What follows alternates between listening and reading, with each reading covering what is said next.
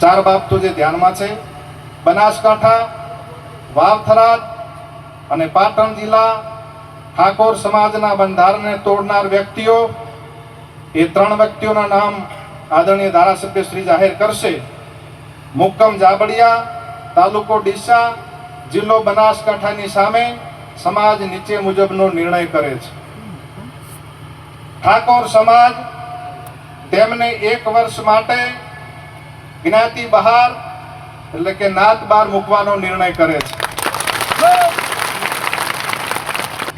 આ વ્યક્તિઓને સામાજિક, આર્થિક કે ધંધાકીય કોઈ પણ જાતનો સમાજે સાથ સહકાર આપવો નહીં અને સહકાર આપનાર વ્યક્તિ સમાજનો દોષિત ગણાશે.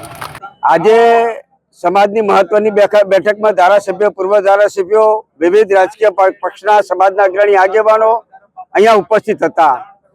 જે 4/1/2026ના દિવસે ઠાકોર સમાજનું 3 જિલ્લાનું બંધારણ નક્કી કરવામાં આવ્યું, તે બંધારણનો ભંગ ડીસા તાલુકાના જાબડિયા ગામમાં કરવામાં આવ્યો છે ગઈકાલે. એના આક્રોશ સાથે સૌ યુવાનો ગઈકાલે સોશિયલ મીડિયામાં એમનો આક્રોશ ઠાલ્યો. ત્યારે અમારી પણ નૈતિક જવાબદારી બને છે કે આ વાત આગળ ન વધશે, એટલા માટે થઈને તાત્કાલિક અમે સૌ આગેવાનો આ ગામે ઉપસ્થિત થયા અને સૌ રાજકીય આગેવાનો સાથે ચર્ચા વિચારણા કર્યા. અંતે આ પરિવારને સમાજમાંથી વાણી, વર્તન અને વ્યવહાર ન કરવો જેવા 3 મુદ્દા સાથે અમે એમને સમાજમાંથી દૂર કર્યા છે. જ્યારે ઓગણજી મુકામે બંધારણ થયું ત્યારે સમગ્ર 3 જિલ્લામાં સમાજનું ચુસ્ત બંધારણ થઈ રહ્યું છે. સમાજનો એક વડીલ, યુવાન અને આખો સમાજ બંધારણ પાળવા માટે એકદમ મક્કમ છે. અને જ્યારે ક્યાંક આવો બંધારણનો ભંગ થતો હોય ત્યારે 3 જિલ્લાનો સમાજ આક્રોશમાં હતો અને આક્રોશ આજે તમે જોયો છે. અને મને ભરોસો છે આ સમાજ ઉપર કે 100% બંધારણ સમાજનું પાળશે. ભવિષ્યમાં આવી ભૂલો નહીં થાય એવી આશા રાખું. ગોમ કેના ફેવરમાં છે ભાઈ? ઉતવાળો બોલજો. ગોમ કેના ફેવરમાં છે? આપણા સમાજમાં. આપણને કોઈને પૂછ્યું ના? 3 વાગ્યા સુધી આપણે રાહ જોઈ.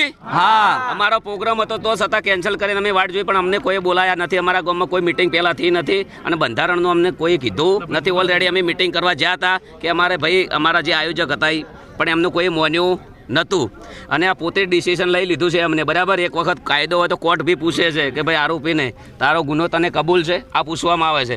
કદાચ કોમના નિયમમાં સારું ફાંસીની સજા નહીં ને કાં તો મારે મરવું પડો યાર. અને આ તો સારું છે કે એના ઘરમાં હું નહીં રહેતો ને શિયાળાનો ઢાજનો ઠરી જોત. પોતે ડિસિઝન લઈ લેવું, પોતે બોલવું, એમને ખબર નહીં કે શું કરવું શું ના કરવું એમ. અને જે 4-5 જણા છે એ ગોમના છે, એ લોકોને ખાસ કરીને મને નેચું દેખાડવાની વાત કરી છે અને એ લોકોને આયોજન કર્યું છે. આખું ગોમ કેના ફેવરમાં છે ભાઈ?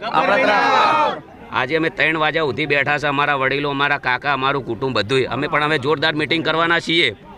હું ખોટો હશું તો મારા ફેવરમાં કોઈ નહીં આવે. જે દિવસ મિટિંગ કરશું એ દિવસે ખબર પડી જશે કે ગબ્બર ઠાકોર સાચો વ્યક્તિ હશે તો એ દિવસે ખબર પડી જશે કે એમના ફેવરમાં જનતા કેટલી છે, સમાજ કેટલો.